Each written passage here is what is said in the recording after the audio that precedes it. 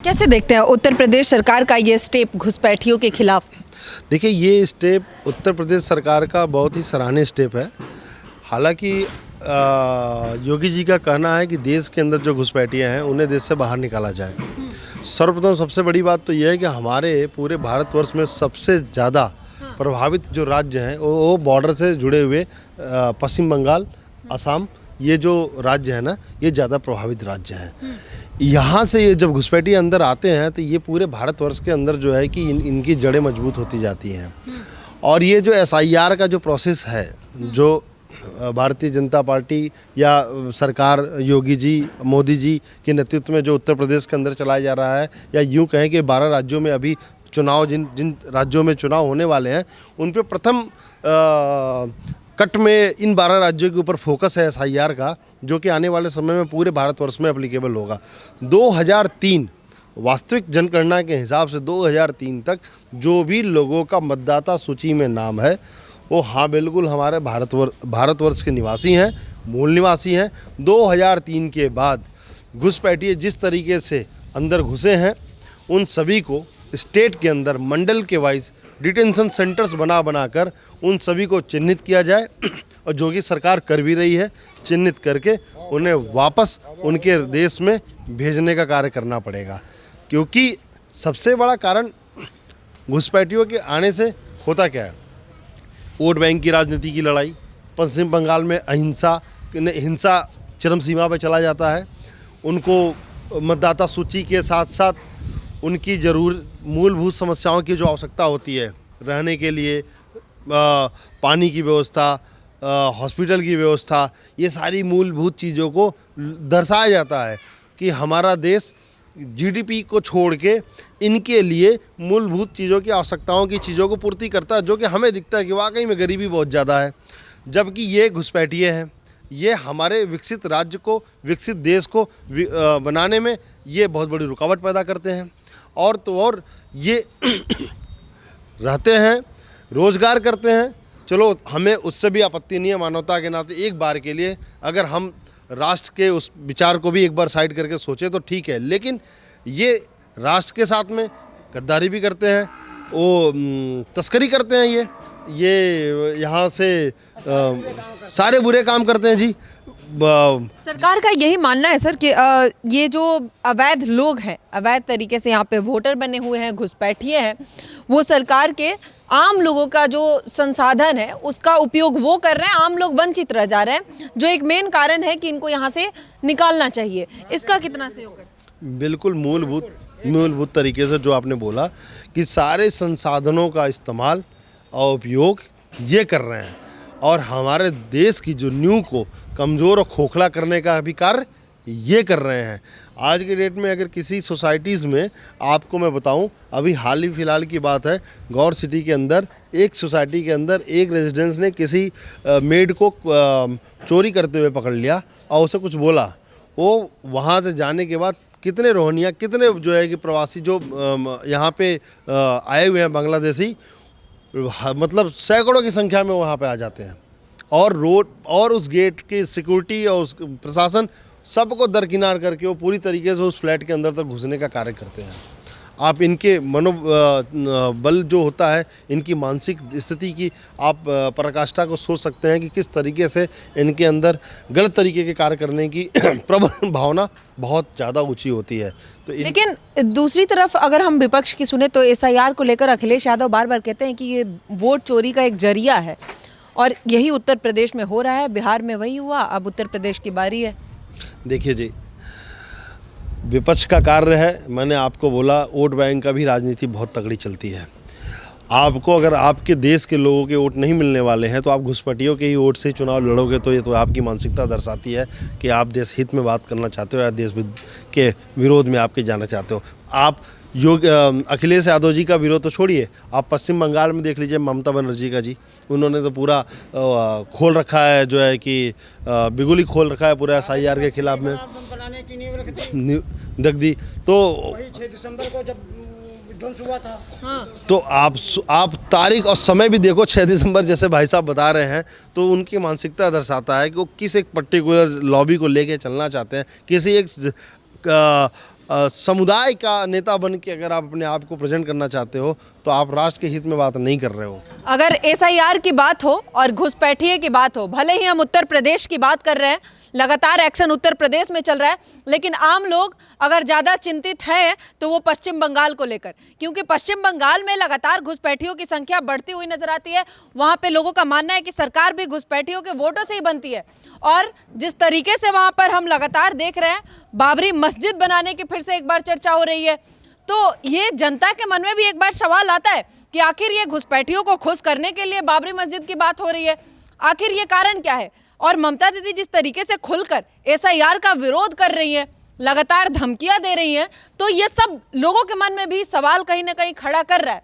और ये चिंता सिर्फ बंगाल के लिए नहीं है, देश के लिए है, देश के हित में लोग सोच रहे हैं। और उत्तर प्रदेश में एक्शन तो हो ही रहा है, लेकिन अगर हम उत्तर प्रदेश के लोगों से बात करें तो लोग सीधे बंगाल पहुंच जा रहे हैं, क्योंकि वहां और खतरा है, लोगों को और डर है। शायद यही एक बहुत बड़ा कारण है। क्या नाम हुआ सर? हमारा नाम है शिवाकांत मिश्रा। हाँ, कैसे देखते हैं? योगी जी तो घुसपैठियों के खिलाफ बिगुल फूंक दिए हैं और वो कह रहे हैं कि खुलकर अब एक भी राज्य में नहीं बचेंगे घुसपैठ चाहिए, बिल्कुल नहीं बचना चाहिए, एक भी नहीं। हाँ, बिल्कुल एक भी नहीं बचना चाहिए। हाँ, कितना खतरा है इन घुसपैठियों से आम लोगों को? सारा खतरा है कि फायदा इनसे क्या है। हम लोगों की आके मजदूरी ले ली, हमारे देश में रहते हैं, हमारे देश में खाते हैं, और हमारे देश में चोरी करते हैं। ये चोरी करते हैं और क्या करते हैं? और 8-8 बच्चे का हम 2 बच्चे हम लोग ने खवाए भाई, वो 8-8 बच्चे ने कहाँ से खवाओ? आम लोगों के संसाधनों को भी यूज कर रहे हैं, बिल्कुल एकदम सब। हाँ, टोटल यूज तो वही कर रहे हैं, हम लोग तो वंचित रह जाते हैं। वंचित रह जाते। हाँ बिल्कुल। तो सरकार का एक्शन सही है? बिल्कुल एकदम सही है। हाँ, एसआईआर का कितना समर्थन करते हैं आप? हम खूब पूरा समर्थन करते हैं। हाँ, उसमें क्या।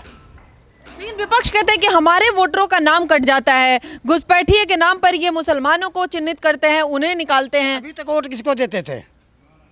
यही तो ममता करिए नहीं इनको पाल करके। हाँ, अब की बार देखना ममता के क्या हो। हाँ, यूपी में क्या होगा? यूपी में तो कुछ नहीं कर सकते कोई, बाद में जो योगी करेंगे वही होगा यूपी में, और कोई कुछ नहीं कर सकता। हाँ, बाबा की सरकार आ गई होगी। तो बाबा सही एक्शन लेते हैं एकदम, उन्हीं का तो एक्शन सही, बाकी कहते हैं लोग और बस जाके और बैठ जाते ऑफिस में, करता कोई कुछ नहीं। करते वही है। हाँ, करते केवल योगी बाबा।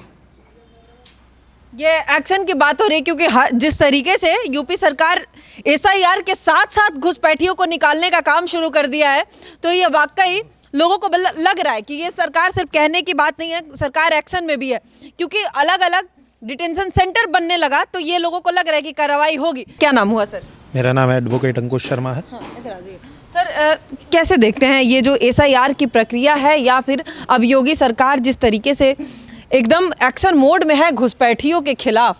बिल्कुल बिल्कुल ऐसा होना चाहिए, हर सरकार को ये करना चाहिए।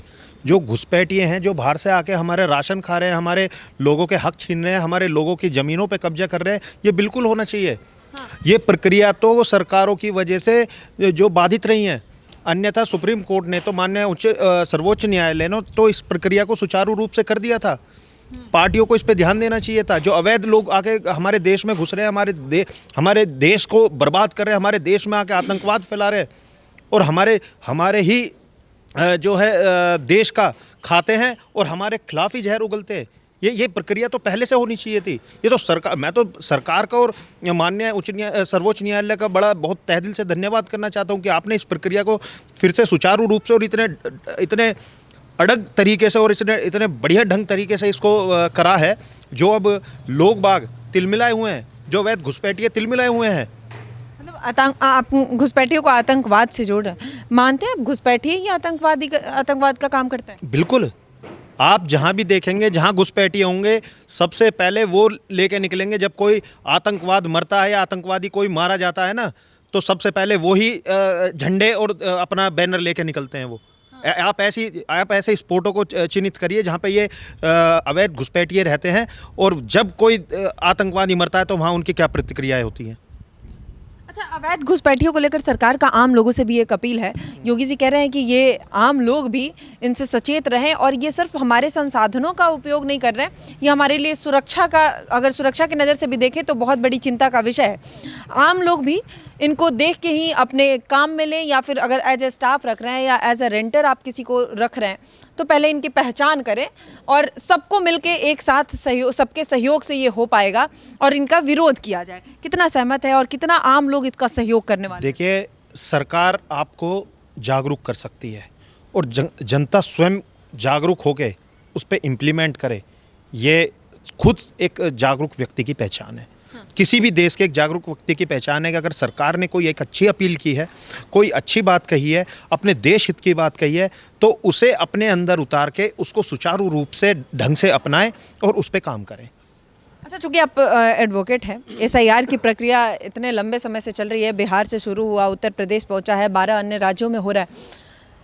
कितना सही है एसआईआर का प्रक्रिया? क्योंकि विपक्ष इस पर जिस तरीके से पूरा नैरेटिव सेट कर रहा है कि ये चोरी का बहुत बड़ा जरिया है बीजेपी के लिए और इसी के तहत वोट जीतने का काम कर रहे हैं ये लोग। देखिए, हम आयोग में तो नहीं हैं, परंतु हम आपसे यही कह सकते हैं, जिसको भी ये लग रहा है कि ये प्रक्रिया गलत है तो वो आयोग में जाए, इसकी कंप्लेंट करें।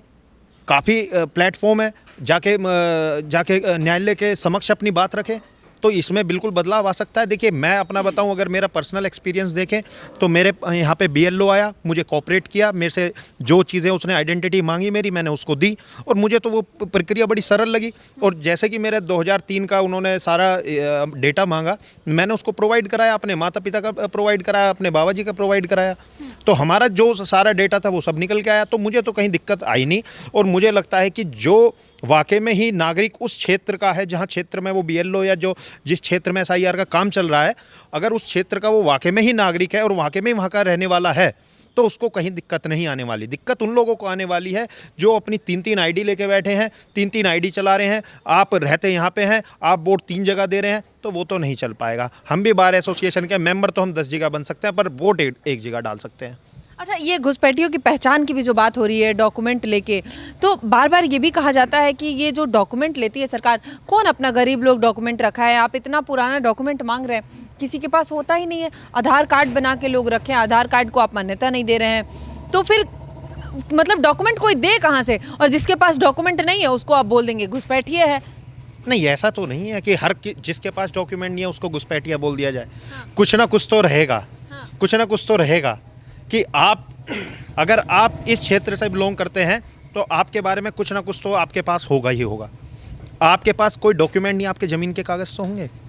गरीब लोग हैं, ज़मीन ही नहीं है उनके पास। कुछ ना कुछ ऐसा डॉक्यूमेंट होता है मैम कि आप ऐसा नहीं कह सकते भाई हम तो यहाँ रह रहे हैं, हमारे पास कुछ डॉक्यूमेंट ही नहीं है। ऐसा हो सकता है कि आप अगर आपका जो प्रश्न है ये कि उन्हें ये बोला जाता है कि अगर आपके कुछ पेपर नहीं है तो कुछ भी नहीं है। नहीं, मतलब विपक्ष भी कहता है ये बात कि आप गरीब लोगों से, आम लोगों से इतना पुराना पेपर मांग रहे हैं, डॉक्यूमेंट मांग रहे हैं, वो डॉक्यूमेंट कहाँ से दे? किसी के पास है ही नहीं। गलत अफवाह है केवल, और कोई भी ऐसे पेपर नहीं मांगे जा रहे हैं। बीएलओ आपको पूरा कोऑपरेट करता है। क्या आपको आपके पिता का नाम, आपको माता जी का नाम भी नहीं याद है? क्या आपको अपना मूल निवास नहीं याद है? इतना भी नहीं याद है तो आप घुसपैठिए ही हो। और बीएलओ सीधा बोलता है, आप 2003 के पहले आपके पिताजी का अगर वोटर लिस्ट में नाम है, उसका ही तो एसआईआर हो रहा है। आप जैसे ही अपना फॉर्म भरते हो और आप अपने पिताजी का नाम बताते हो, माता जी का नाम बताते हो, वो ऐप से ढूंढ कर वो आइडेंटिफाई कर देते हैं कि एपिक्स नंबर ये है आपके पिताजी का, ये आपकी माता जी का, यही है। आइडेंटिफाई करके आपको साइन मरवा रहे हो। ओके, क्लियर है। ये तो गलत अफवाह, एक गलत नरेशन सेट किया जा रहा है जी कि ज़बरदस्ती का। जी नहीं, बिल्कुल डेट बेंचमार्क 2003 का वोटर लिस्ट है। उस वोटर लिस्ट में अगर किसी का नाम है, मैं गलत शब्द इस्तेमाल करने जा रहा हूँ, घुसपैठिया का नाम भी है, तो रेफरेंस पॉइंट 2003 माना जा रहा है कि आप हमारे निवासी हो, इस धरातल के मूल निवासी हो आप। तो 2003 के रेफरेंस पॉइंट में अगर आपका वोटर लिस्ट आपके माता जी, आपके पिताजी का, किसी का भी है, तो आपसे कोई अवैध पेपर नहीं मांगा जा रहा। ये उत्तर प्रदेश सरकार का एक्शन सर, आम लोगों को मतलब सरकार भी कह रही है ये बात कि ये संसाधनों का उपयोग तो कर ही रहे हैं, सुरक्षा व्यवस्था की नज़र से भी देखें तो ये एक बहुत बड़ा चिंता का विषय है। कितना आम लोगों को क्या नुकसान हो सकता है अगर घुसपैठिए देश में है, तो किस तरीके से आम लोगों के जीवन को प्रभावित कर सकते हैं? सबसे पहले हम किसी भी देश का सबसे बड़ा एक जो बात होती है वो होती है उसकी सुरक्षा की बात, उसकी जनता की सुरक्षा की बात, उसकी जनता में, उसके देश में क्या फैसले लिए जा रहे हैं, उसकी जनता तक सरकारें अपनी क्या बातें पहुंचा रही है, है ना। तो सर्वप्रथम तो सबसे पहले अगर कोई हमारे देश में घुसपैठिया है, हमें तो नहीं पता वो किस देश का या किस मजहब का या किस संगठन से जुड़ के हमारे देश में आके हमारी क्या जानकारियां बाहर लेके जा रहा है। सबसे पहले तो मेन पॉइंट हो गया ये। दूसरा बात आ जाते हैं, जब ये बड़ी तादाद में हो जाते हैं तो फिर ये हमारे ही देश के खिलाफ, हमारे ही लोगों के खिलाफ हमें भड़काते हैं।